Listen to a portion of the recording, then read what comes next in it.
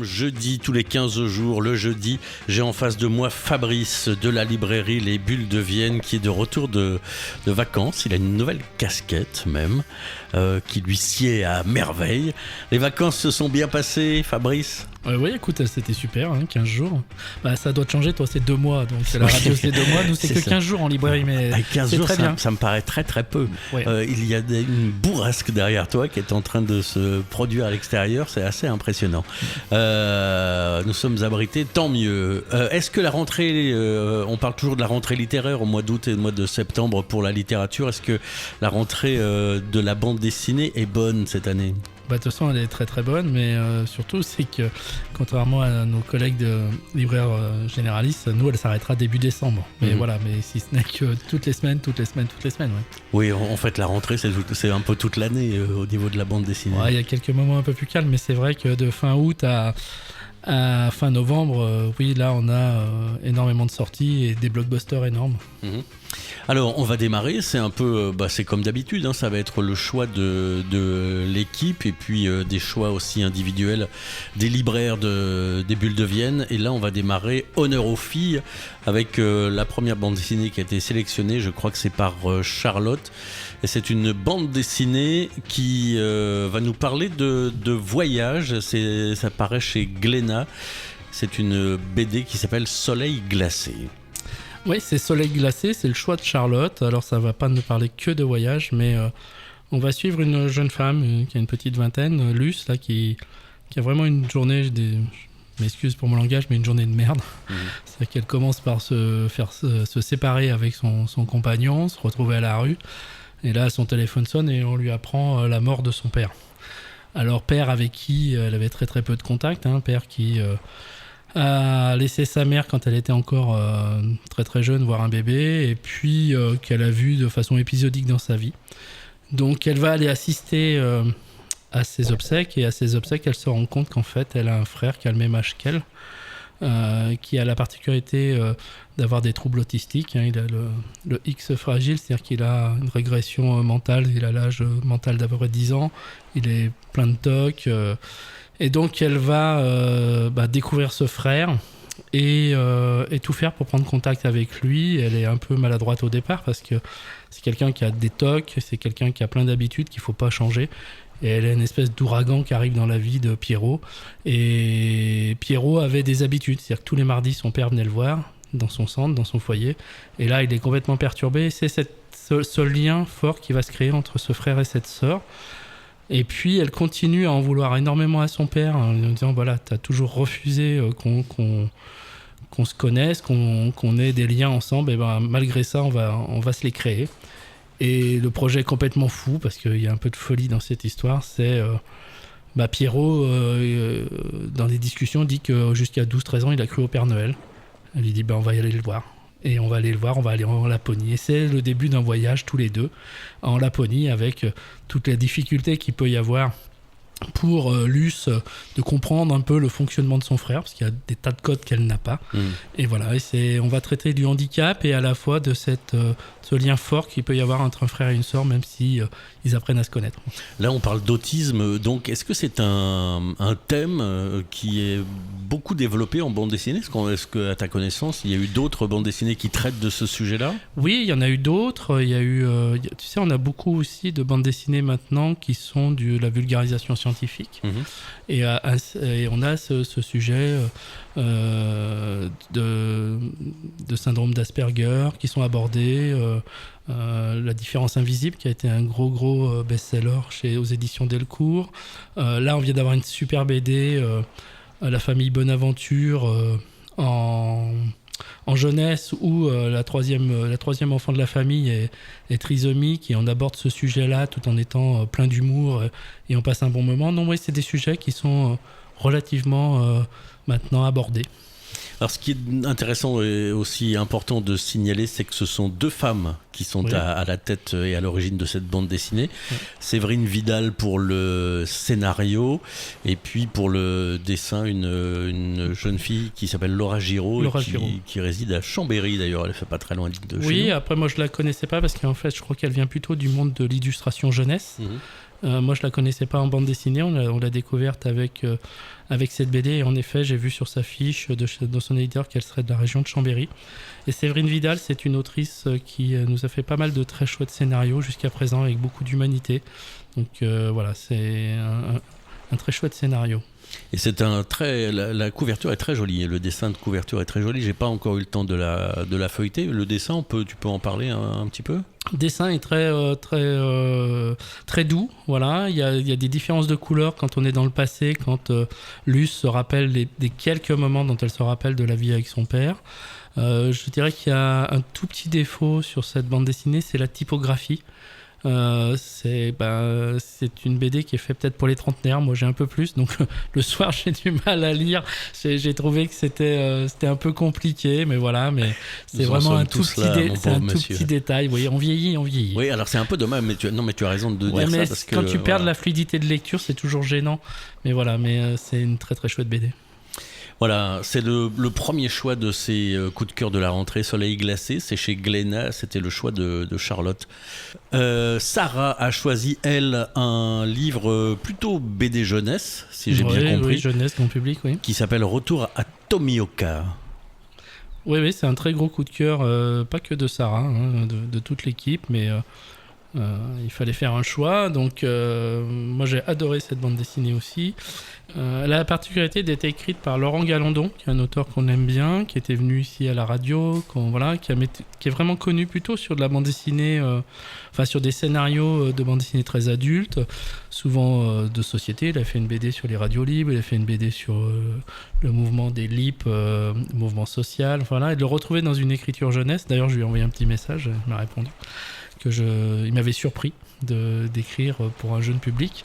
Et que voilà, il avait peut-être trouvé sa voie en tous les cas. Alors l'histoire, se passe au Japon, et on va suivre deux enfants, surtout un plus jeune, Osamu, qui a 7-8 ans à peu près, et qui vit avec sa sœur Akiko, et ils vivent chez leur grand-mère, et on comprend qu'ils ont été fortement impactés par le tsunami et l'accident de Fukushima, à savoir qu'ils ont été obligés de quitter chez eux, qu'ils ont perdu leurs parents dans le tsunami, et donc ils vivent chez leur grand-mère qui a été obligée de quitter la zone interdite, forcément, et ce gamin est très renfermé sur lui, donc il partage avec sa grand-mère une espèce de passion pour le merveilleux, comme ça, notamment sur les yokai, et ce qui fait qu'on a la possibilité de voir les yokai tant qu'on a un peu l'innocence de l'enfance.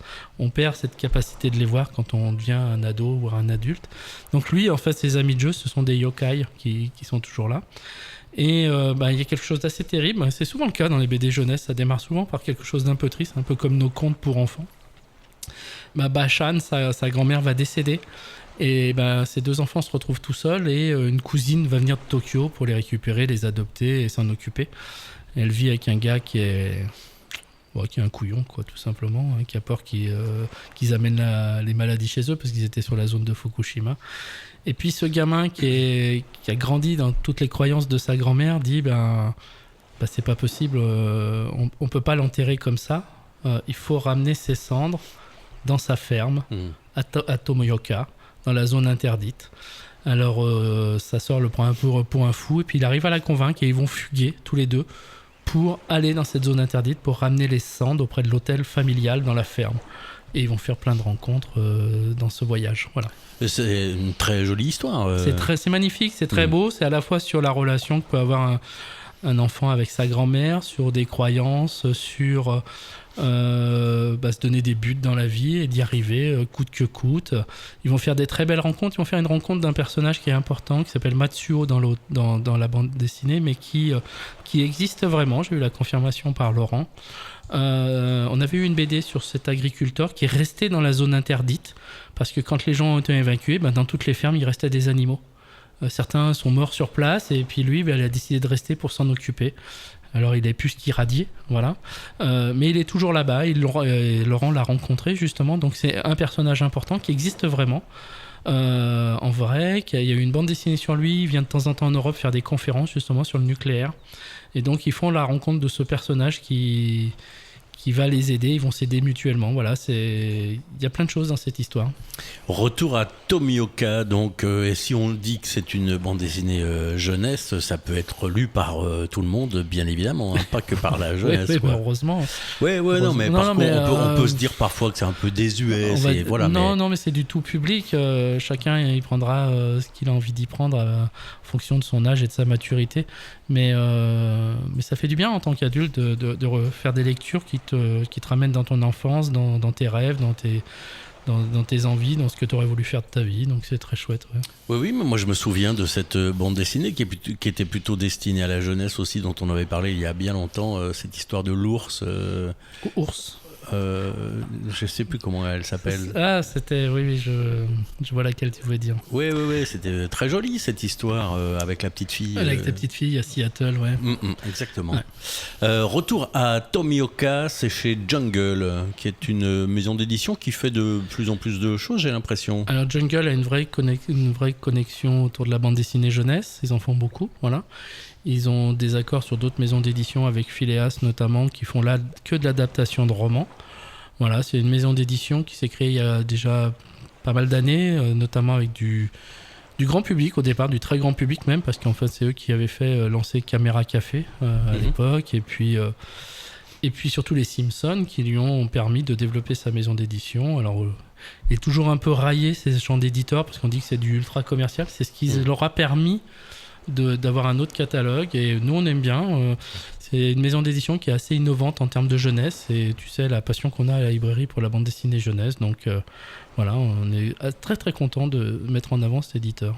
Retour dans le Croc Show sur Croc Radio spécial BD avec Fabrice des Bulles de Vienne. Aujourd'hui ce sont les coups de cœur de la rentrée, et là nous étions au Japon, donc, et on va y rester avec le choix, je crois, de Mike cette fois-ci, pour un magnifique ouvrage qui s'appelle Idéal et que l'on doit à Sarbacane, mais on reconnaît tout de suite, on reconnaît tout de suite la patte de cet éditeur qui soigne non seulement le contenu du livre, mais le livre en lui-même. C'est toujours absolument magnifique avec ce dos toilé qui fait tout, en fait.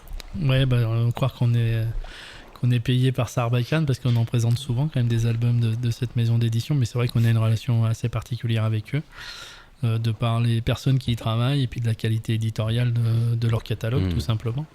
Et oui, encore un très bel objet et un ovni, ce livre, parce que contrairement à ce qu'il peut laisser penser, c'est de la science-fiction.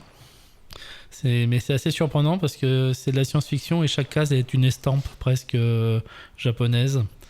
On est en 2160 sur une petite île, l'île de Kino, et on va suivre la vie d'un couple, Edo, dont son père, lui il est japonais, et son père est à l'origine de cette île et de la vie sur cette île, et Hélène qui est une grande pianiste de l'orchestre philharmonique de l'île.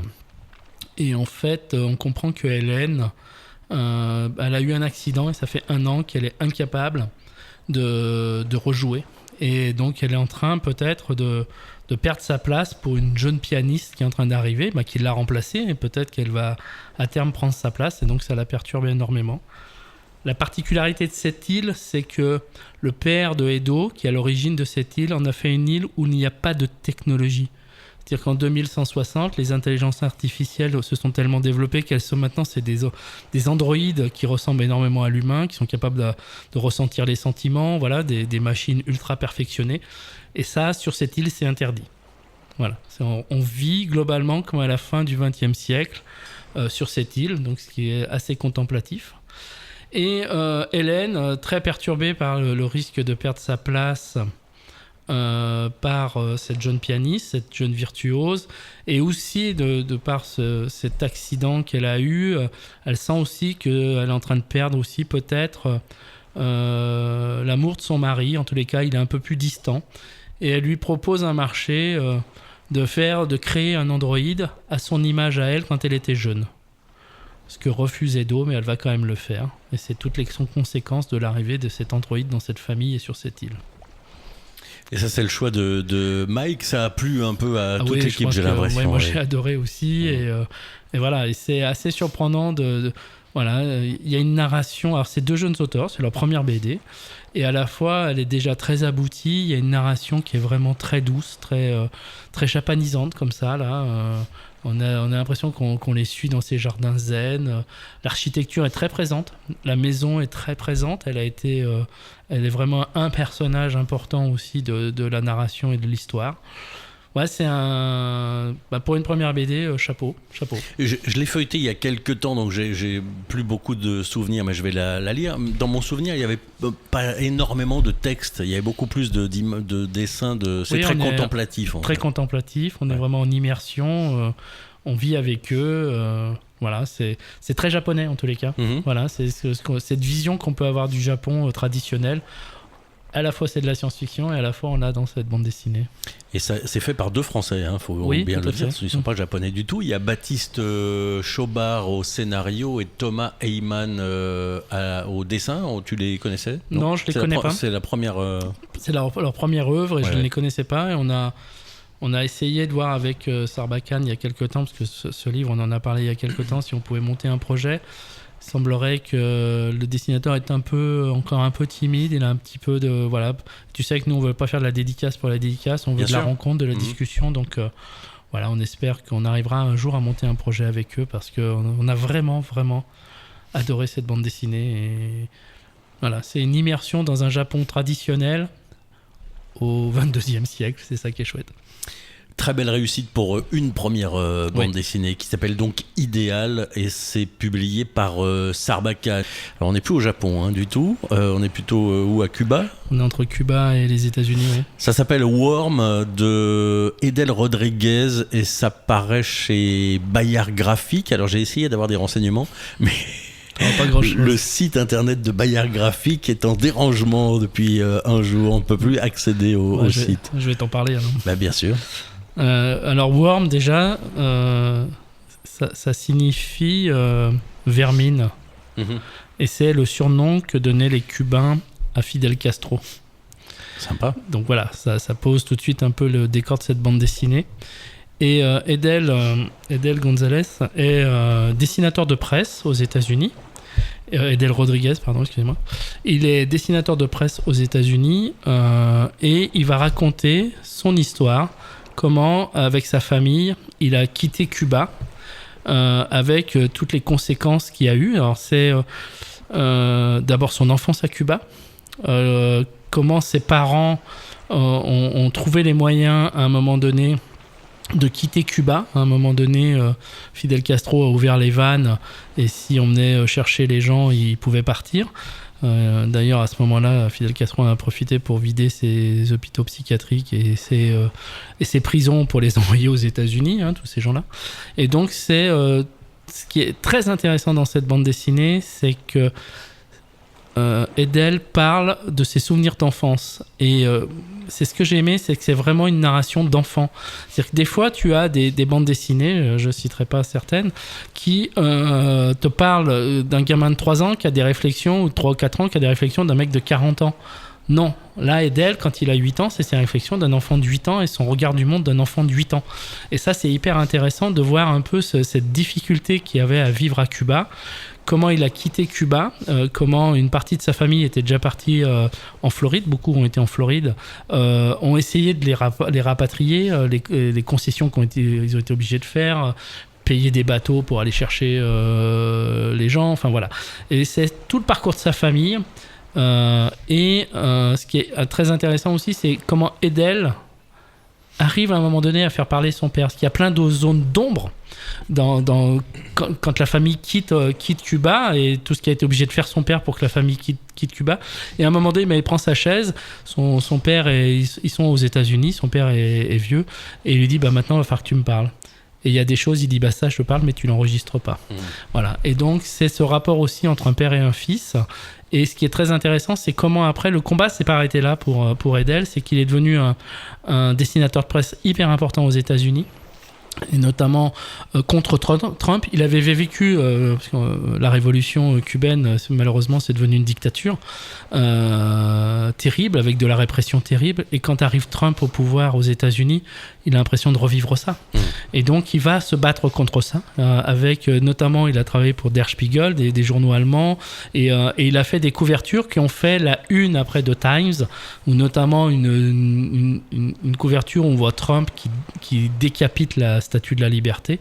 Et donc, il a un engagement politique fort dans son nouveau pays, qui est les États-Unis, et se bat contre Trump, avec toutes les conséquences que ça peut avoir pour lui quand même. Voilà. C'est-à-dire qu'il a connu la répression enfant, et son père a connu la répression en tant qu'adulte à Cuba. Malgré ça, il va continuer à se battre. Et ça, c'est vraiment ce qui m'a plu dans cette BD. Et puis son traitement graphique, qui est assez minimaliste, sur quelques couleurs, du rouge, du vert, et ça s'arrête là. Et c'est très très efficace. C'est un vrai page turner. Je l'ai lu d'une traite. J'ai eu la chance que l'éditeur nous l'envoie presque 2 mois avant qu'il sorte. Donc c'est un bouquin que j'ai fait lire à l'équipe avant, et vraiment il m'a touché. Et ce combat de cet homme, depuis qu'il est enfant, il est toujours en train de se battre contre les dictatures, de quelque côté qu'on soit.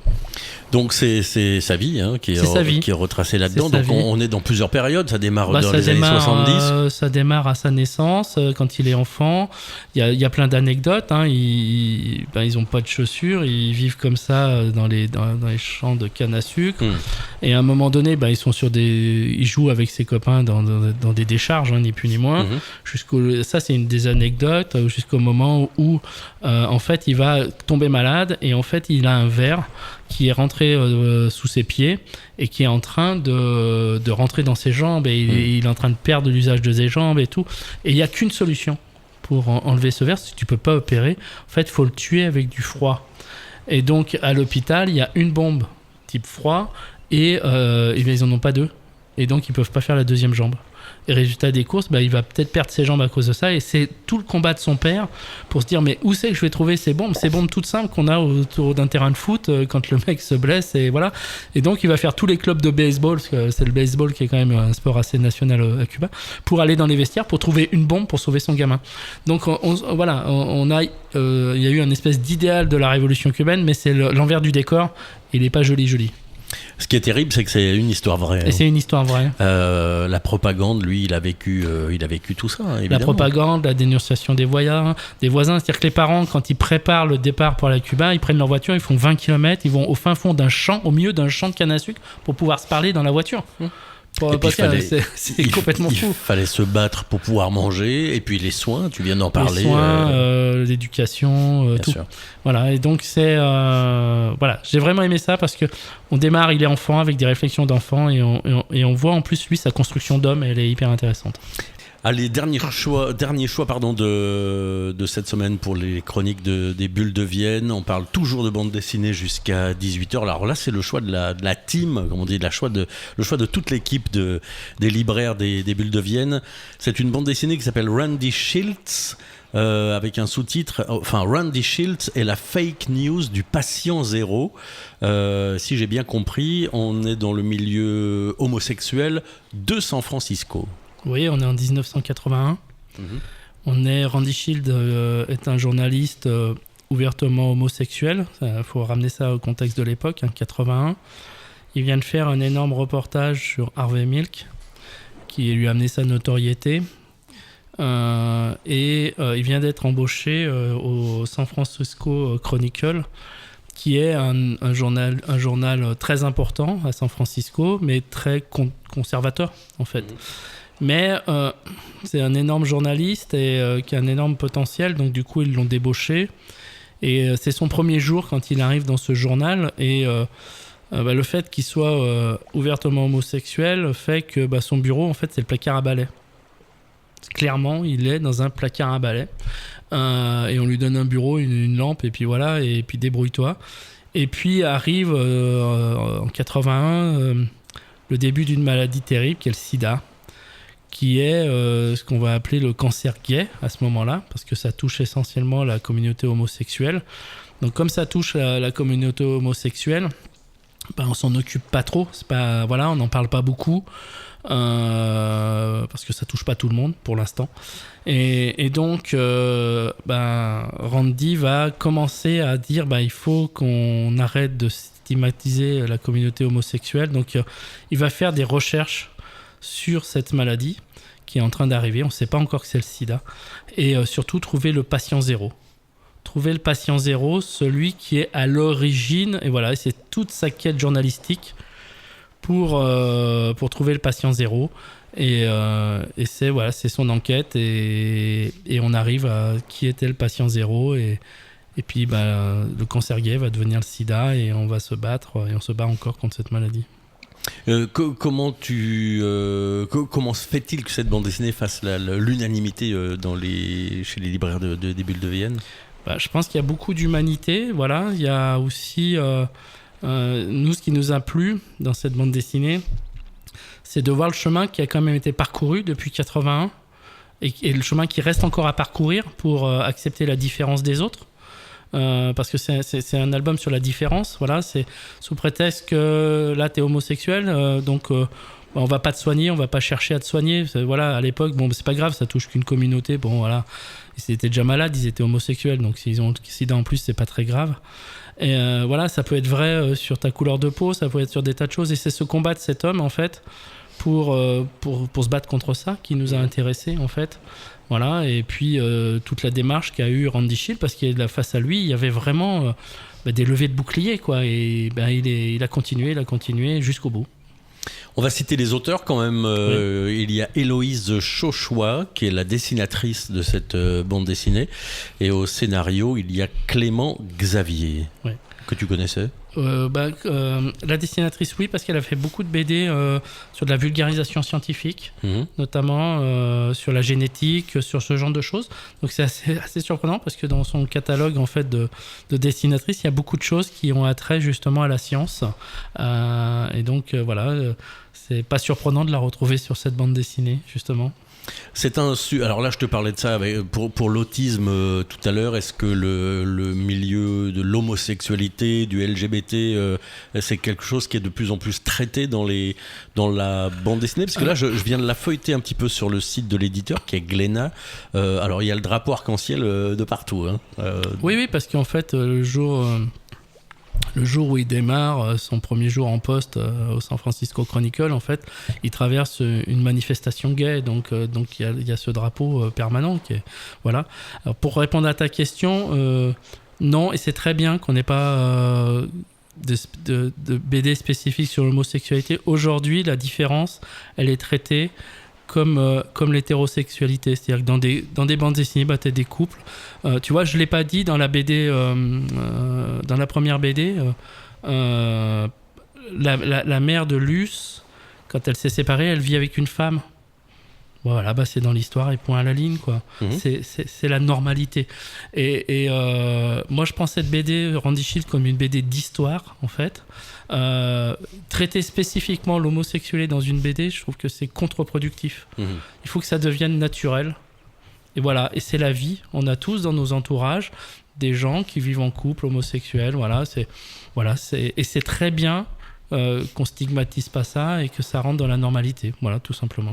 Pour la bande dessinée dont on parlait juste avant, Worm, on disait que c'était vraiment une histoire vraie. Est-ce que là aussi Alors c'est une histoire vraie, oui, tout à fait. Après, il y a peut-être des doutes sur la réalité du patient zéro. Voilà, très longtemps on a pensé que c'était lui. Il y a peut-être des doutes sur ce patient zéro là, mais la vie de Randy Shield, c'est bien celle-ci. Fabrice, une poignée de secondes pour parler d'un événement qui aura lieu à la librairie, peut-être même à la galerie, à la Factory, la semaine prochaine. Oui, vendredi prochain, on reçoit Maël pour l'adaptation de Nostromo, le roman de Joseph Conrad. Et donc, il viendra nous présenter cet album et on fera une petite rencontre à partir de 19h30 chez Broqueté. Voilà, on peut s'inscrire. Ce qui est hyper intéressant, c'est tous les aficionados de Conrad pensent que c'est certainement le meilleur roman de Joseph Conrad, Nostromo. Tu as même essayé de le lire cet été. Mais j'ai pas essayé, je l'ai lu. Alors ? Je l'ai lu, et j'ai été bluffé justement, et je suis très content de recevoir Martin Maël pour en parler, parce que il y a beaucoup de descriptions, c'est assez exigeant en lecture quand même, et il a fait, je sais pas, les 4 premières pages, c'est les 50 premières du roman, en 4 pages, et il y a tout. Et à chaque fois que je lisais le roman cet été, je me disais, mais comment il va adapter ça ? Et alors ça sera en 2 tomes, la bande dessinée, pour l'instant il n'y a que le premier tome. Mais franchement, le boulot qu'il a fait sur cette adaptation, alors je sais que c'est un roman de chevet de Martin, c'est pas une commande, c'est vraiment un roman qu'il adore et qu'il a toujours voulu adapter. Donc je pense qu'il avait plein d'idées qu'on germait sur des années. Mais vraiment, le travail d'adaptation est absolument, il a été à la quintessence du roman et c'est, je vous conseille de venir faire cette rencontre. Ça s'appelle Nostromo. Alors j'ai pas vérifié tout ça, mais j'ai l'impression qu'il se passe des choses autour de Joseph Conrad en ce moment. On en parle beaucoup. On doit fêter un anniversaire quelconque, j'imagine. Je ne saurais pas te dire ça. Voilà. En tout cas, ça sera le vendredi prochain. Vendredi prochain, le 20, à partir de 15h, on a une dédicace à la Factory et cette rencontre à 19h30 chez Broqueté. Merci Fabrice, on se retrouve dans 15 jours, ouais. dans quelques minutes.